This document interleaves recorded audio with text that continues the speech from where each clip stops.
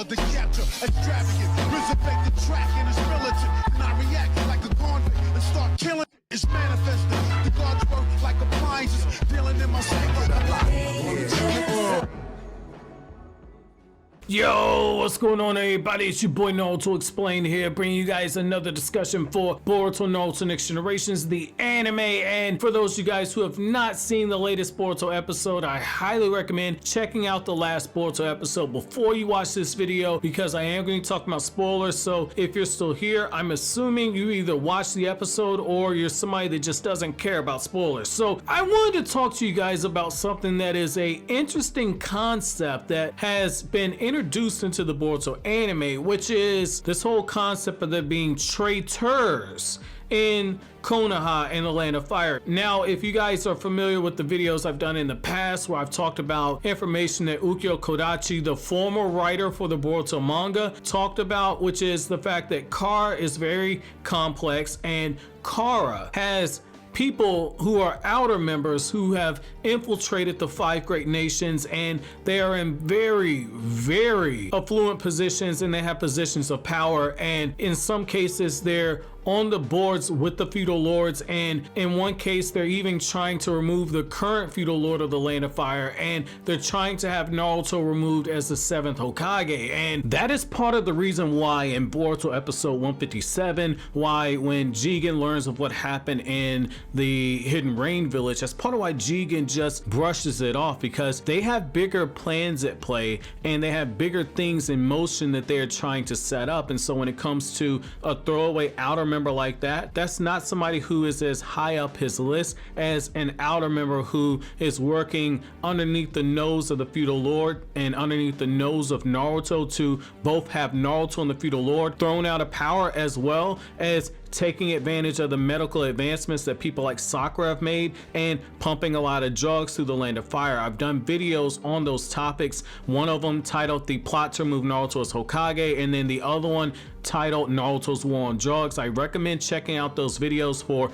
more information about that. The reason why I find this so fascinating now, more so than I did before when I first talked about it, is the fact that in this last episode, you have this moment where Sai and Tsunade and Shikamaru and everybody's in the Hokage office with Naruto, and they're discussing the possibility that Kara has infiltrated the 5 great nations. And Shikamaru brings up the point, he says, we might have people connected to Kara inside of our village.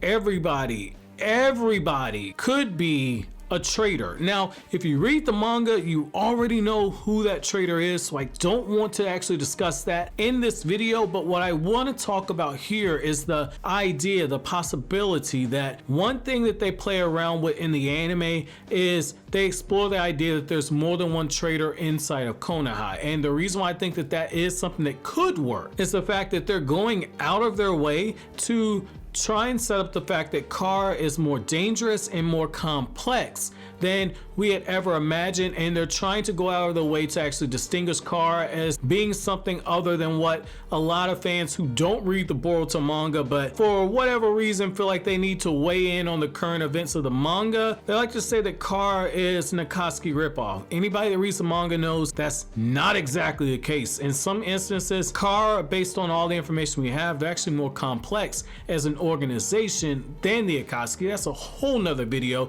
that I could talk about if that's something you guys are interested in. However, I think this is something that could work. This gives you an opportunity to start establishing just how dangerous some of these outer members are. If you have it where it's revealed that one of the outer members is somebody that is traveling with Ikkyo, the feudal lord of the Land of Fire, and maybe Naruto or somebody is able to actually find this person, I think that would be something that could actually work. And the other thing is by having a traitor inside of Konoha, it gives you an opportunity where you start seeing more of the political side of Naruto's Hokage. One thing I've noticed is that when it comes to Boruto anime, the episodes that tend to get the biggest draws are either the episodes where you have Team 7 versus Deepa and you see the new generation where there's a huge payoff, or their arcs where Masashi Kishimoto was directly involved, or their arcs or their episodes where the old generation is brought back into the forefront. And I think this would be a good way to actually strike a balance right here, to where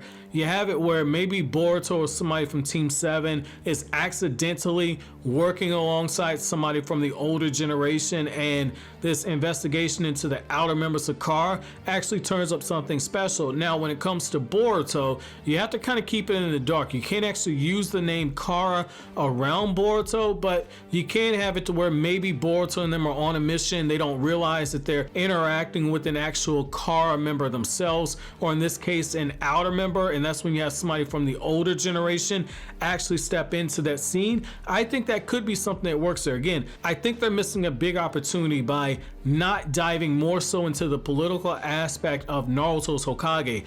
One thing, if you look very closely at the Naruto manga, and I know the anime's done this to an extent, but in the manga, they took moments where they took the focus off of Naruto. Even though Naruto is the main character and he's the title character of the series, they took stretches where the focus was off of Naruto and it focused on other characters, and in some instances you had entire arcs where Sasuke was the one that the spotlight was mainly on. I think this is something that could work. It's called Boruto Naruto Next Generations, and by Boruto's own admission, Naruto plays a huge role in the early part of his story. What better way to actually show us Naruto as Hokage carrying out his day-to-day duties than to have something like this, to where you see Naruto coming face to face with the sins of his past, where his decisions to progress Konoha to the way that it has, to make Konoha the capital of the land of fire, to allow so many people to come in because of Konoha's open border policy.